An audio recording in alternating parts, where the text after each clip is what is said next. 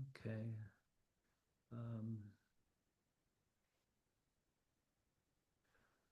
okay, so good morning, everybody. Thank you for being here. We're getting started on our time-tested mastery workshop that is focused on buyer broker representation agreements.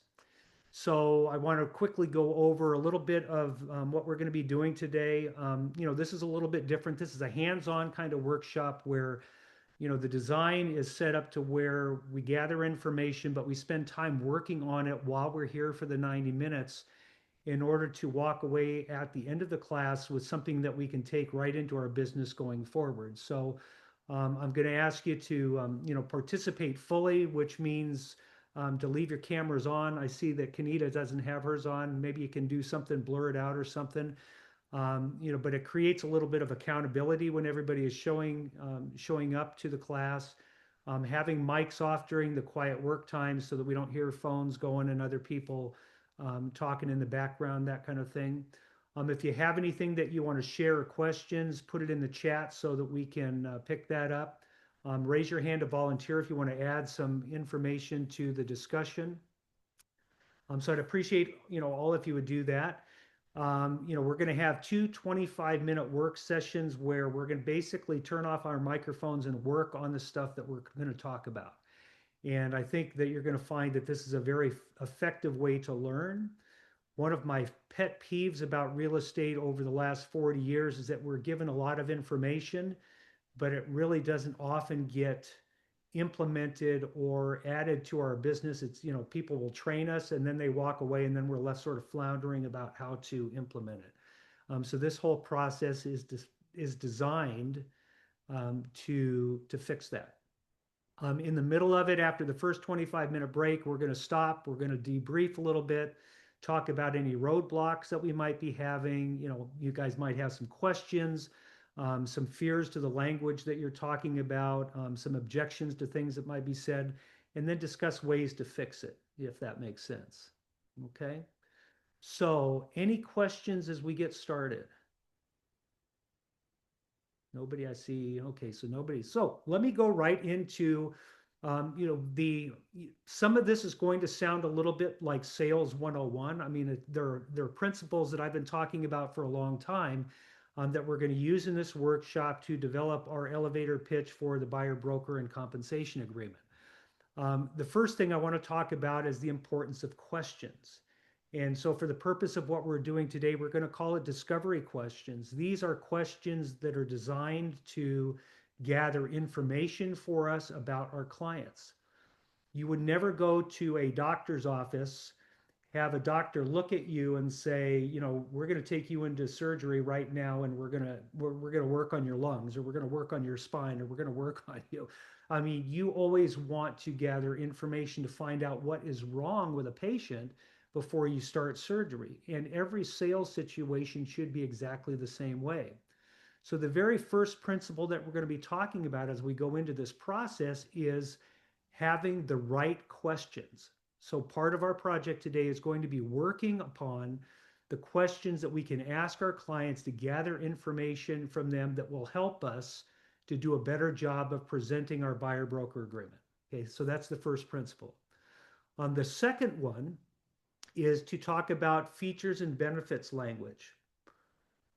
One of the things that's really important for us to know is that people don't buy features. When you say I'm the number one agent in town, that's a feature, but they don't know what the benefit is to that, right? I sold 150 homes last year. That's a feature, but they don't know what the benefit is to them. So the easiest way to understand this idea of features and benefits language is the old acronym WIIFM. What's in it for me? So when you make a statement about something that is a feature of your business, like I preview properties every day, you want to follow up with the benefit to the client because of the feature that you've just shared with them. Okay? And so the last thing that we're going to do is we're going to talk a little bit about how to weave in your elevator pitch both the answers to their questions and also the features and benefits that you offer in your business to solve what their concerns are and what their problem is. Okay.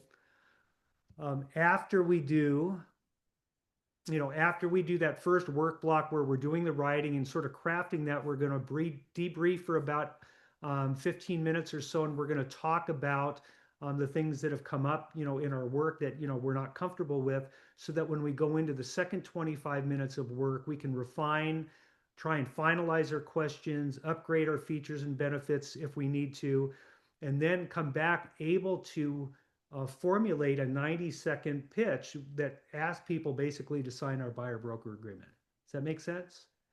And then the last thing I'm going to do is I'm going to ask you to promise and commit to using it and to practicing it, because the only way that you're going to know whether it works or not is if you try it. And if something that doesn't work, then we can always come back and fix it. But if you don't try using it, you won't know if it works. You won't know if it doesn't work. And it will be of no value, this 90 minutes that we're spending together. Make sense? Okay. So if there's no questions, I will go into, how do I get this to go down? Discovery questions, discussion, and development. Okay. So a lot of you have heard me talk about the power of questions. We want to use questions starting with the person.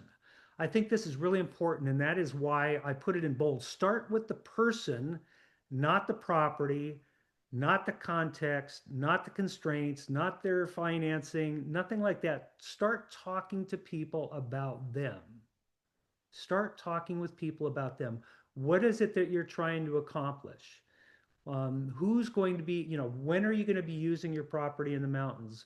What do you imagine that you're going to be doing? How long have you been looking in the past? Have you ever looked with anyone else? There's a lot of questions where you get to start talking to people about themselves and asking them questions that are open-ended instead of yes or no answers, where they get to talk about themselves. One of my least favorite things about sales is the rejection that we get because people don't trust us. Well, people don't trust us because they don't know us. People don't know us because they've only spent 15 minutes with us or 5 minutes with us, and we're already trying to close them on an appointment. We're already trying to close them on making a commitment.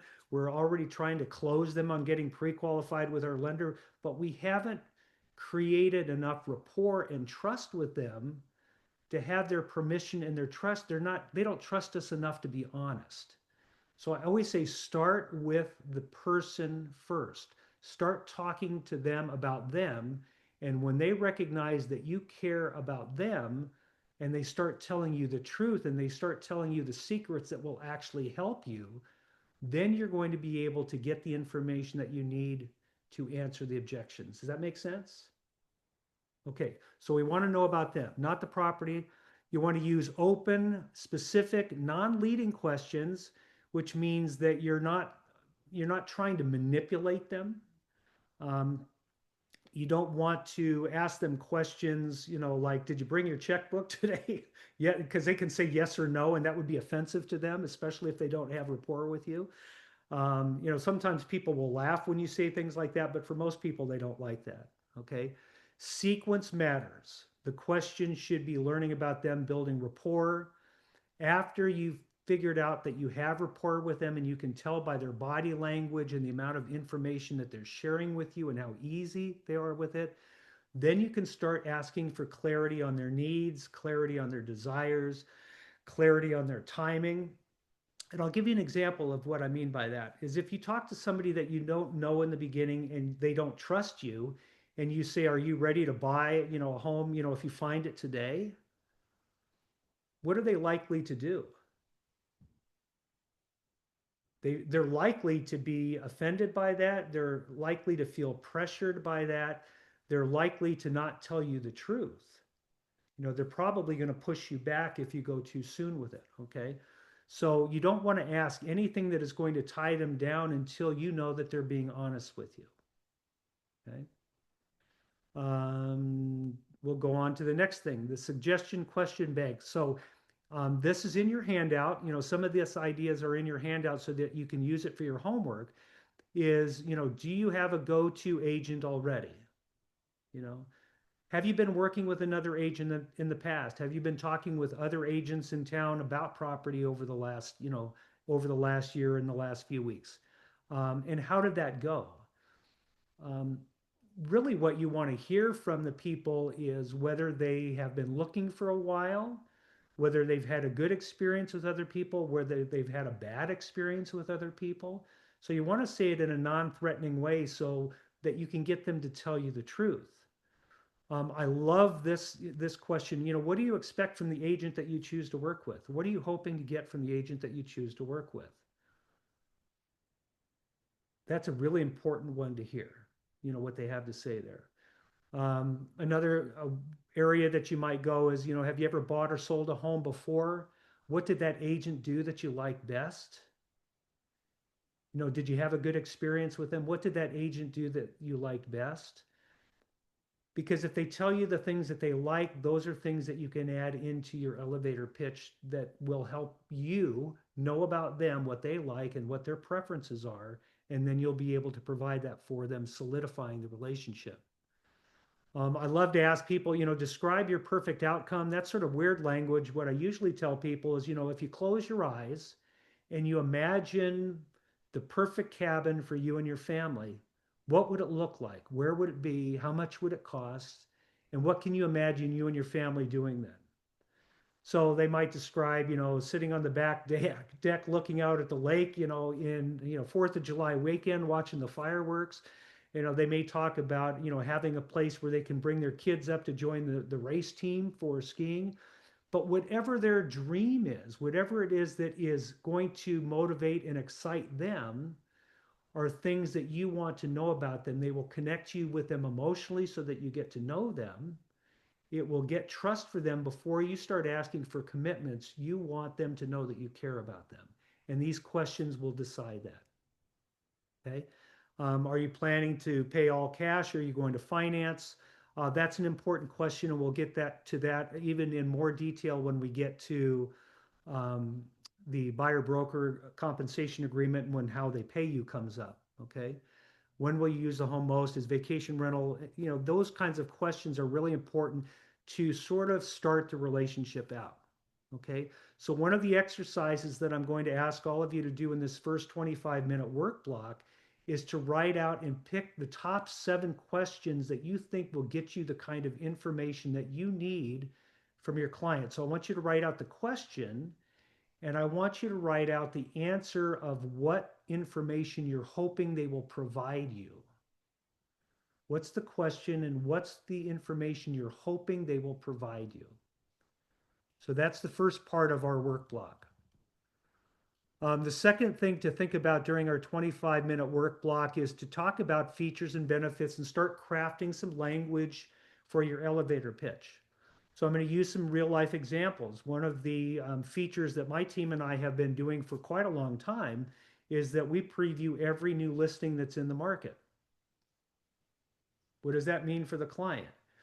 It means that I know something about the house that you would never know by looking at the pictures on Zillow or Realtor.com, right? Because I look at every new listing that comes on the market each week. I know what changes are taking place in the market, which makes me more prepared to help you with value so that you don't overpay. So there are benefits to the fact that I preview property every single day.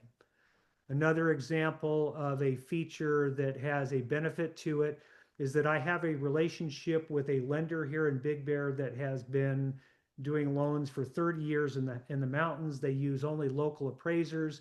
Their closing ratio is 99%. And so, you know, if you work with me, I can put you in touch with that lender, which means that financing will not be an issue for your purchase. You won't have to worry about that. Is that a benefit to the client? The answer is yes.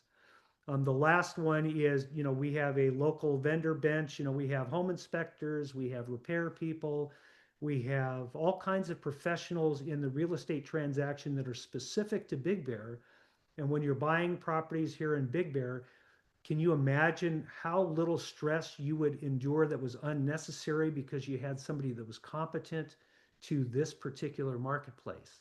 They wouldn't be practicing in an area that they're not aware of. Does that make sense?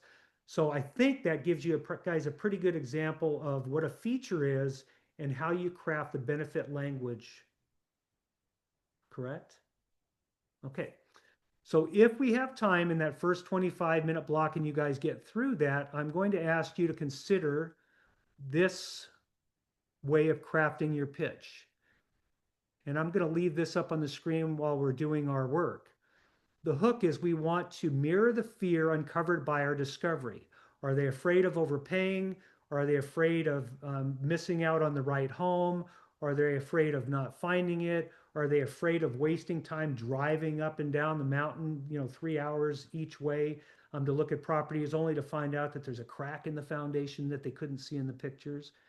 Find out what their fear is, then come up with a value statement that talks about the benefits that you provide, the features and benefits that you provide that will solve that fear that they've talked about.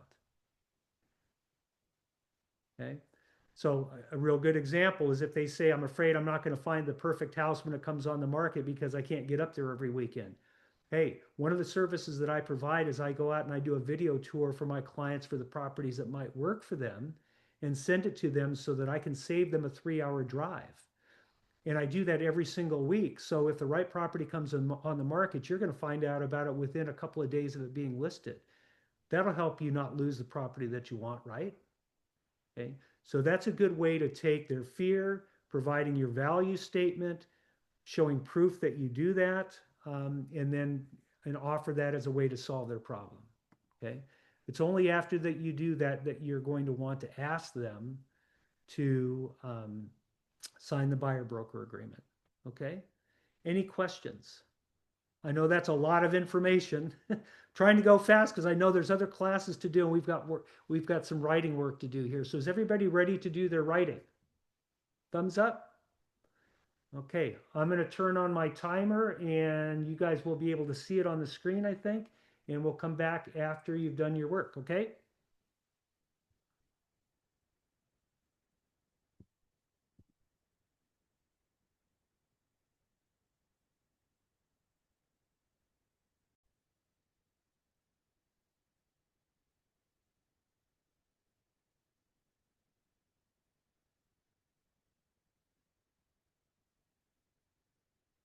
All right, I'm trying to turn off my timer. Why don't you guys come off of mute so we can talk a little bit about what we're doing? So I think what I wanted to start with is anybody want to share any questions they want to share or any challenges that came up in the exercises? How'd we do? No, I thought it was pretty good. I came up with a lot of questions. And with the questions, I can see how it will be easy. Like once they respond, it'll be easy to weave in like my features and benefits. Okay. Did everybody else sort of feel this, the same way where they felt pretty comfortable with the process of writing out the questions?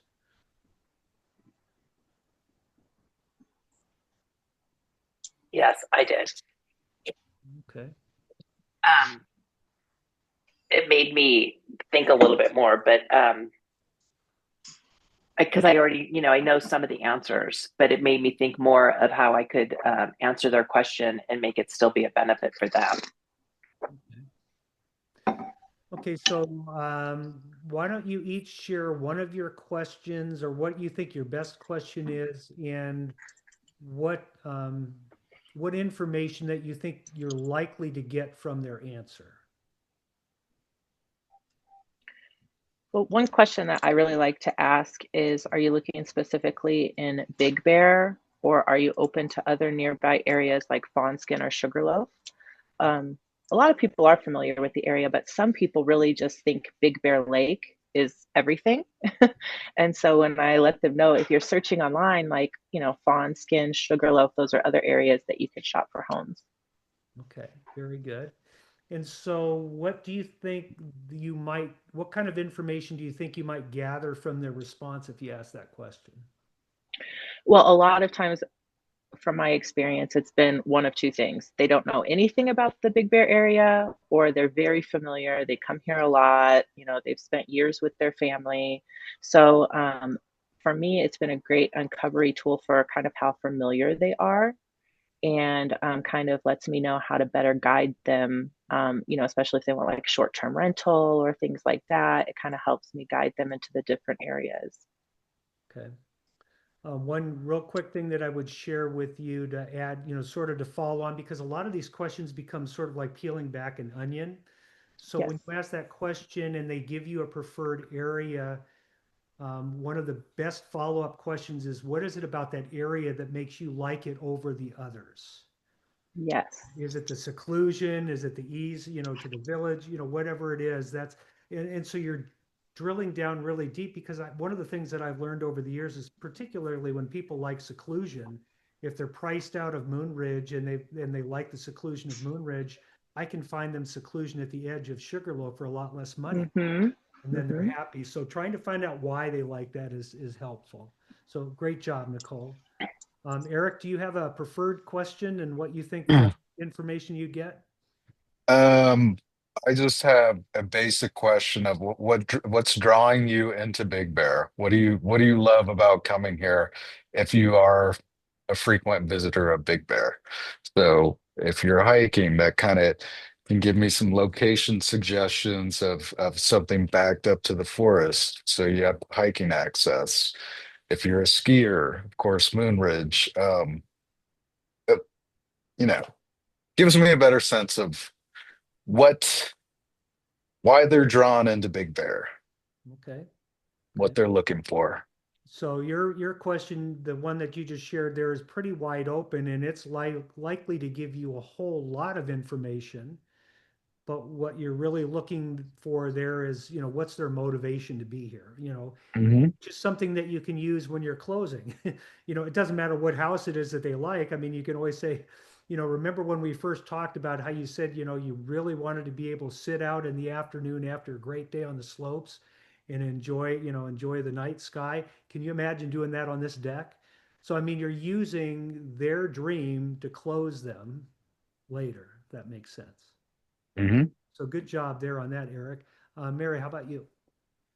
I went with a financing question, asking if they're going to pay cash or a loan, and then trying to realize what their expectations are with that.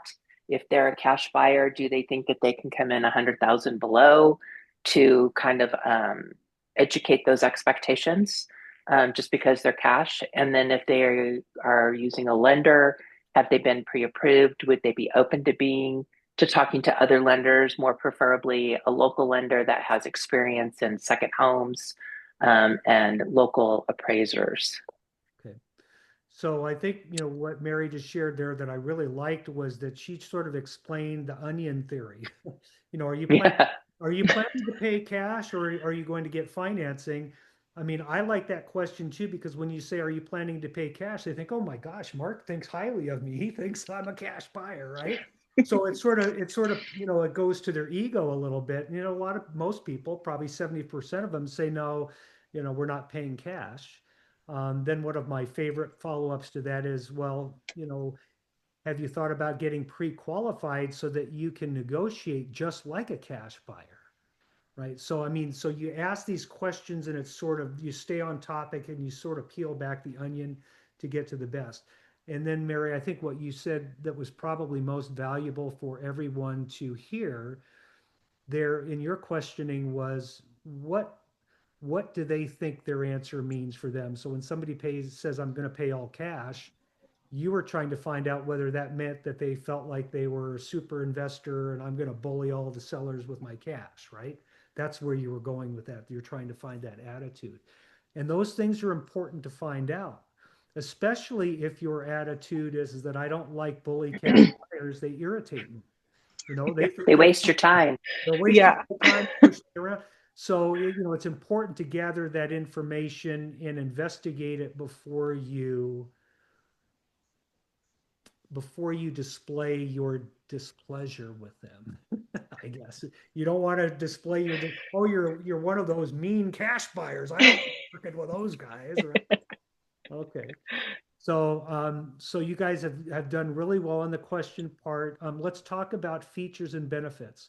So Eric, let's talk about one of the features of your business plan that you can promise to a client and then explain what the benefit is to the client? My benefit right now is what I'm doing is previewing houses, shooting videos so that so I can give them a better perspective of the house so they don't waste their time driving up here. Okay. So that is a great feature, is that I'm out looking at new inventory every day. I'm looking at new inventory every day. So that's a feature. What is the benefit? The benefit is that I have knowledge of the market that you don't have. You don't say it to them that way. I have knowledge of the market that other agents in Big Bear that don't preview property don't have. I'm out taking videos of properties so I can send them to my clients to save them 6 hours of driving, right? And then I think the third one that we had talked about earlier is because I'm looking at all the new inventory, I'm getting a good grasp on pricing because I'm seeing the changes in the market, the micro shifts in value every single day. I see when the trends are up, I see when the trends are down. I know when a property is completely out of price range, and so I can save you a lot of time with that. As far as my other features and benefits, I don't know yet Okay. because I haven't done them. Hey, it's a work in progress. Yeah. Okay. Mary, how about you? Me, Mhm. I just put food in my mouth. I go with 21 plus years of experience. I've seen a lot of scenarios. I've worked through a lot of scenarios. So if a scenario were to come up with my buyer, I most likely would know how to handle it. I also have a good rapport and know a lot of the agents in the valley. So that helps with negotiating. Okay, very good. And how about you, Nicole? Well, as a newer agent, I hate that I can't say I have 21 years of experience because I feel like that is so heavily weighted. Mhm. And so I can't wait until I can say I have 20 years of experience. But for now, what I let my clients know, previewing property is definitely my favorite way. But another feature that I really like is that I live here full time. I'm not a seasonal resident. So I'm very familiar with the area. I'm very familiar with like seasonal tourism shifts, if they're interested in STR opportunities, things like that. So because I live here locally, it gives me a better idea on how to kind of guide them maybe to different neighborhoods or, even if they want like a good restaurant or something. Very good. Okay. So I think there's a couple of things that I want to share on the features and benefits part of it that that'll be helpful as we go into this. And some of it is a perfect tie-in to the identifying what their fears are or what their objectives are and your features and benefits. One of the things that I would share with you, Nicole, is that I was a brand new agent at one time. Same thing, Eric. I was a brand new agent at one time, and I couldn't say I'd been in the business for 40 years and that I know everything. I couldn't say that. But what I could say was, hey, I'm fairly newer to the business, which is an advantage for you. Because I'm excited and I'm enthusiastic in the business and I haven't developed a lot of bad habits. I don't have 25 listings that I'm trying to service, so you're going to get all of my attention. Can you see how that's a benefit to have your agent focusing on you and you only in this transaction? Absolutely. And also kind of being like freshly out of school and having all that knowledge, right at the access right in the front of my brain, for legal purposes or things like that. That could also be a benefit as well. Yeah. So it's important to, to think through the needs of our clients, think through of what our business plan is and what our value proposition is to each client, and always turn it into a way that is a benefit to them. So if someone says, for example, um, my greatest fear is I don't know the market. I'm afraid of being taken advantage of by a salesperson, and overpaying and not having the knowledge, of what's happening. So, Nicole, your answer might be, I can understand why you would have that fear, and that's perfectly logical to have that fear. let me share one of the things about my business plan. There's two things I want to share. One is that I preview every new listing every week that comes on the market. So I have market knowledge. I've not been in the business for 40 years. I don't preview my property over the internet and over the MLS pictures. I see it in purpose, in person. And because I do that, I'm going to be able to give you information that will prevent you from overpaying for a property because I'm not relying upon old history and comps. I'm looking at what's happening in the market today. Would you agree with what I just said? Yeah, that's true. Okay. So then Yeah. Mary, same thing. Okay. Mary says, well, I've been in the business for 21 years and I've seen a whole lot of properties out there and I've seen a whole lot of problems that have come up. And because of that, any problem that you're likely to encounter in this transaction, I've probably successfully solved in the past already. Mm-hmm. My favorite line is that, I don't want to take all of your time because after 21 years of experience, I could spend, the next 3 hours talking about all the problems I've experienced in the past. And I don't want to waste your time. I'm here to save your time, right? Okay, can you see how that'll prevent any problems in the future? Of course, the answer is yes, right? Now, what if that's their concern with us as the new agent? Are you Yeah. going to be able to get me through this transaction? Are you going to be able to handle anything that comes up? You sell, Yeah, because I can ask Mary. well, I was going to say, you can ask Mark. You have a very involved broker. Yeah. when somebody says, well, if you're new, what happens? I mean, what do you do with the things that you don't know? I think that's the objection that you're hearing. What Mhm. you're new? Oh my gosh, you're new. You're going to give me all of your attention, but what if you don't know anything? The great thing is that I have a support system within my organization that has, my broker's got 40 years, or whatever. Come up with an elevator pitch that answers that objection, which means that I've got 5 phone numbers in my phone right now. I can call and get the answer to that. And I don't know the answer. If I don't know the answer, I'll call you right back.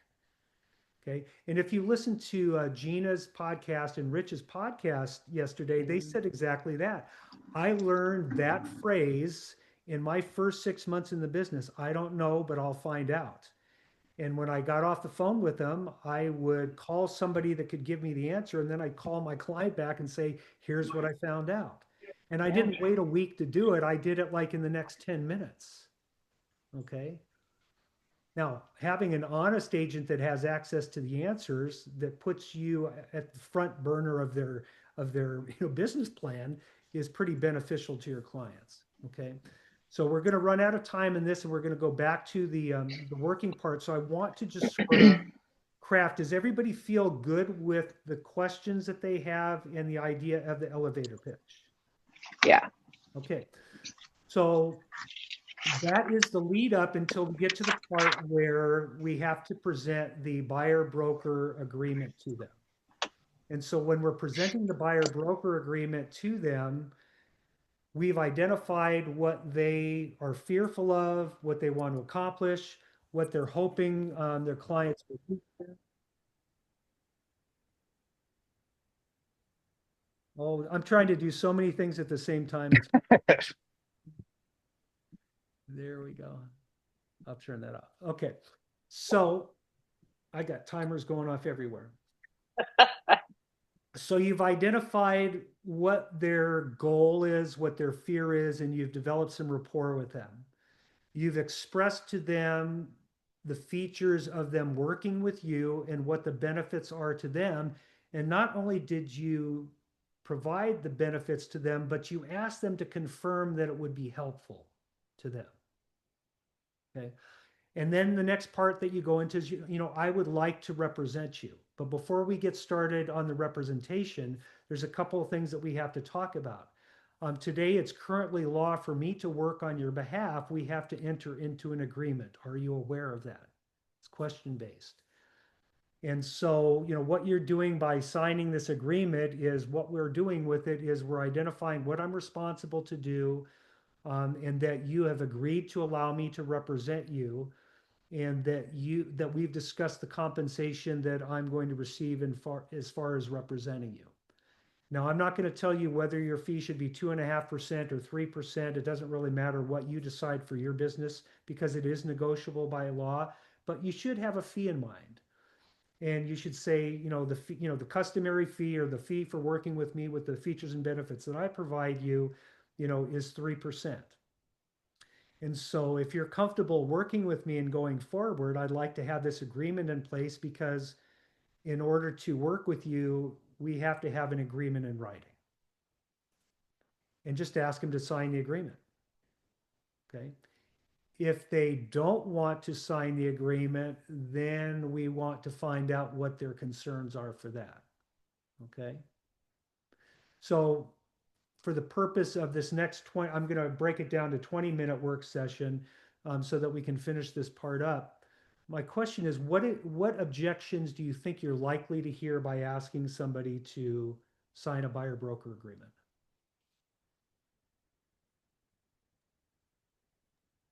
Do you want me to give you one? Yep. I've gotten, I don't know you, what if going out with you, after a while I decide that I don't want to work with you, but I'm bound to you with a contract. Okay. So that's great. So let me explain the buyer broker agreement to you in short terms so that I can answer that question for you. The period of the agreement is for 60 days. The period of the agreement is for 60 days, and it has a cancellation clause in it that is, if it's non-exclusive, you can say, hey, this is not working. If it's exclusive, then you would have to wait 30 days to cancel. Does that make sense?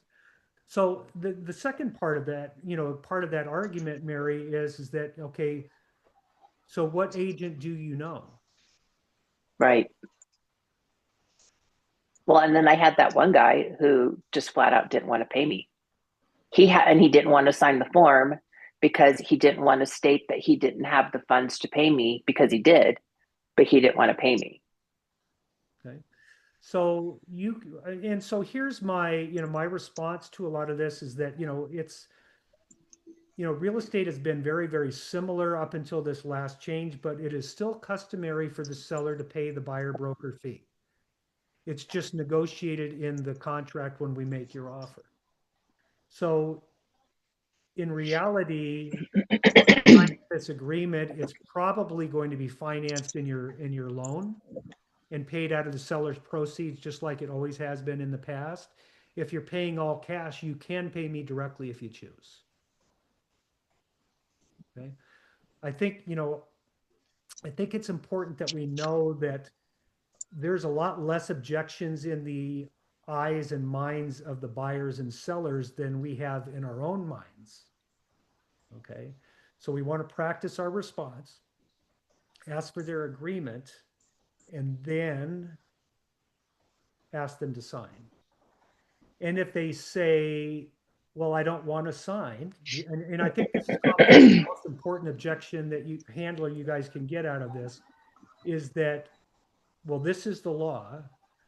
So it sounds like you've got a couple of options if you don't want to sign an agreement.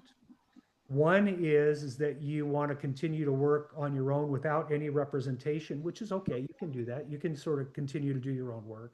The other one is that you find an agent that doesn't follow the law. And if they don't follow the law, how are they going to represent you and keep you out of trouble when you're in the middle of a transaction with them?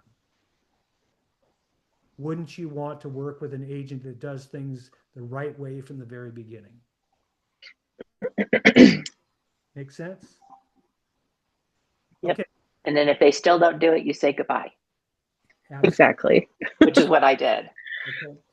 Yeah, good luck trying to find somebody working for free. Right. Okay, so I'm going to put us back on work mode for the next 20 minutes, and it's to to clean up our questions, to clean up our value proposition, to refine them, and to write out how we are going to, sort of a format, how we're going to present the buyer broker agreement to our clients after we've established rapport, after we've identified the information that we need to help them, and after we've presented our value to them as an agent. What do we say to them when we ask them to sign? Okay. And we'll come back after 20 minutes and we'll wrap up. Okay.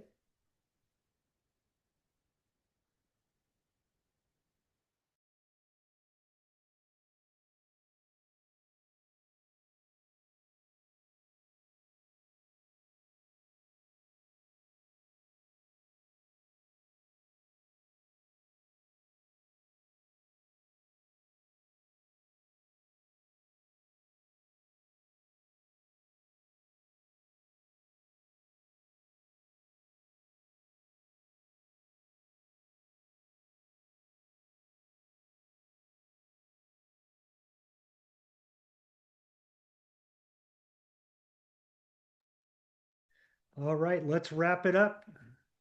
I want to commend all of you for working on all of this. Hopefully, you're going to be walking away with some stuff that you can use. So, questions or comments on what you guys have done so far?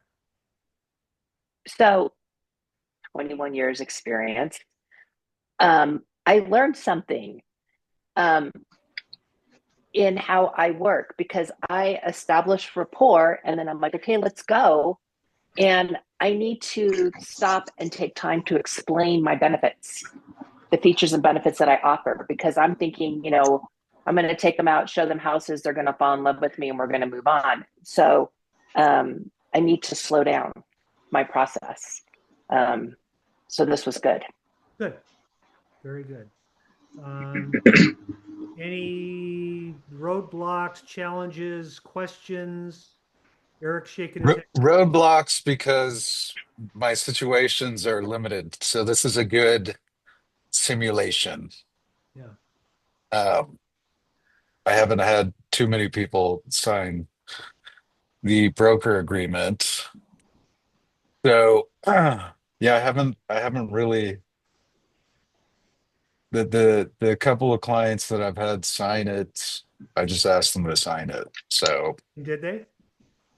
they did. Yeah. Hey, that sounds like you're doing just like me. Yeah, you did a good job.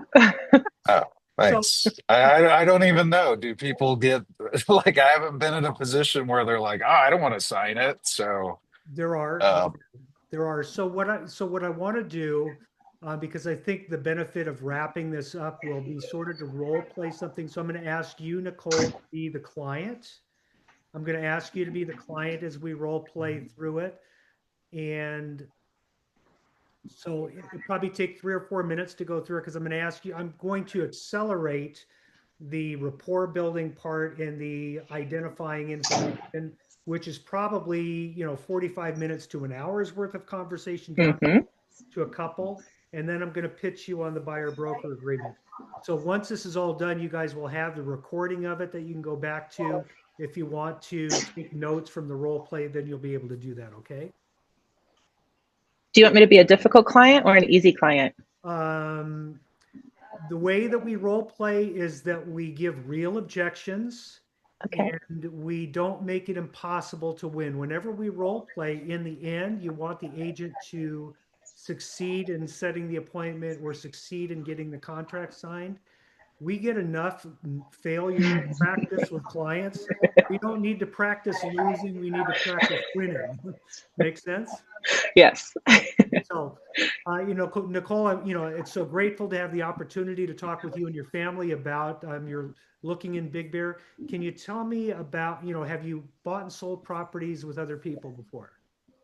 No, this is my first time shopping for a vacation home. I have my primary residence. I've lived there for a few years, but this is my first time looking for a vacation home. Okay. Um, do you have any, go-to agents that you work with, or you basically don't have an agent at all? Well, my agent in San Diego helped me buy my house here, but I don't know any agents in Big Bear. Okay, great. Did you have a great experience with your last agent, or was it questionable? No, I thought everything went well during the transaction, but then afterwards I realized there was a lot of things that were missing. Okay, there were some things that looking back you wish would have happened for you. Yes. Can you share with me what those would be? Well, I think the communication process was a little difficult. When I was signing my paperwork, I would just randomly get emails from somebody that I had never met before. And she was called a TC, but I don't know who she was, or, so I felt like maybe just him giving me better things to look for as far as like, hey, you're getting an email and this is the document that you're signing. And I didn't really get any of that. Okay. So if you were to express what you'd really like to get out of the transaction, you'd want to have, better communication, feel comfortable with the process. Yeah, maybe better understand a little bit. I was kind of reading the documents myself, and I feel like I felt comfortable signing, but I feel like maybe having a little more explanation would have made it easier. Okay. Do you have any concerns about looking for property in Big Bear, which is 3 hours, 3.5 hours away from San Diego? Yeah, I am. I work full time, and so sometimes it's hard for me to drive up to the mountain. I've been looking at photos online, but then I notice when I actually see them in person, they don't really look like the photo. Okay. So I appreciate you sharing, so candidly about all the things that you've done in the past, with agents and what your concerns are going forward. Two things that I heard that are major concerns for you. One is to have a clear understanding of what you're being asked to do along the way in the transaction. Good communication. That's important, right? Yeah. And the other one is being 3 hours away, that it's difficult to look at properties hands-on because of the distance and everything. Is that true? Yeah, and time. My schedule just doesn't allow for it. Okay. Well, there's two things that I want to share with you. Number one is that I have not been in the business for 40 years. I'm in the beginning of my career where I'm enthusiastic and I'm not working with a lot of clients. And so I'm able to give a lot more special attention to my clients than somebody that's been around for 40 years and has to rely upon their TC to do their work for them. Okay. And so one of the benefits that means going forward, if you choose to work with me, is that you'll be able to get that communication that you didn't get in the last one because you were dealing with other parties. How does that sound? Yeah, that sounds great. Okay. The other thing that I do as part of my business is I look at all the new listings every week when they come on the market. Um, that's an advantage because there are a lot of agents that are, not as committed to the business as I am. And so they're doing their previewing online, looking at the same pictures that you're looking at on Zillow and Realtor.com. So that means that sometimes when you're dealing with other agents, you know just as much as they do about the house. Isn't that terrible? Yeah. I can promise you that that won't happen working with me because I look at the homes myself. And the other thing that I can do to save you time is while I'm out there looking at homes, when there's something that fits, what I can do is I can take some video and some pictures of it and sort of give you a little virtual walkthrough of the house, which will save you 3 hours up and 3 hours back. How does that? Wow. Yeah, that's great. Okay. Would you like to work with me to help you find a house? I would love that. Okay. So before we're able to do that, one of the things that's fairly new in the last year and a half is that all buyers have the opportunity to interview and hire their agent, which means you get to hire me by signing basically what's called a buyer broker agreement, which is the same thing that sellers do when they have an agent that they hire. Does that make sense? Yeah. Okay, so if you'd like to work with me, one of the things that we have to do is we have to go ahead and get that agreement in writing because it's the law now. And what it does is it protects you so that you know what I'm going to be providing for you. I know that you're going to be working with me, and it identifies how much I'm going to get paid from the transaction by representing you. Now, in our marketplace, on a property that's under $500,000, the typical fee is 3%, and over 500,000 is 2.5%. What price range are you going to be focusing on? I was thinking maybe about 500,000. Okay, so it's right there on the cusp. Would you be Yeah. comfortable signing an agreement at the 2.5%? Yeah. Okay, great. I'm going to send it through to you on DocuSign. It's going to be for a period of 60 days. Heaven forbid if things don't work out for us, there is a 30-day clause where we can cancel the agreement. Does that sound okay? That sounds great. Okay, I'm going to send it off to you. So that's the role play. Yeah, that's easy. Okay. That was awesome, by the way. Thanks. Okay. That was, But you were good. You were really good.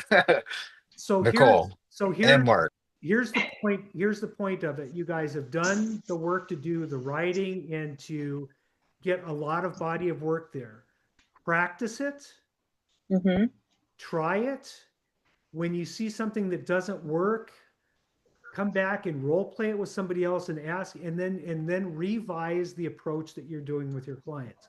The more you mhm, do, and this is really important for you, Eric, right now there's objections and things that you haven't heard yet, and so you don't know how to answer them.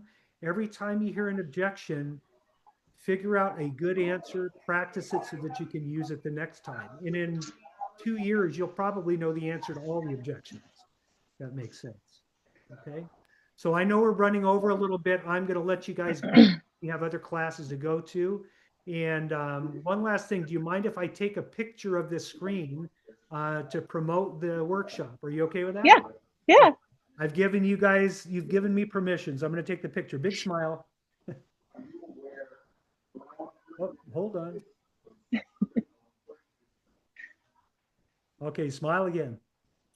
There we go. Thank you guys so much, and we'll see you Friday, okay? Bye. Thanks, Mark. Ciao.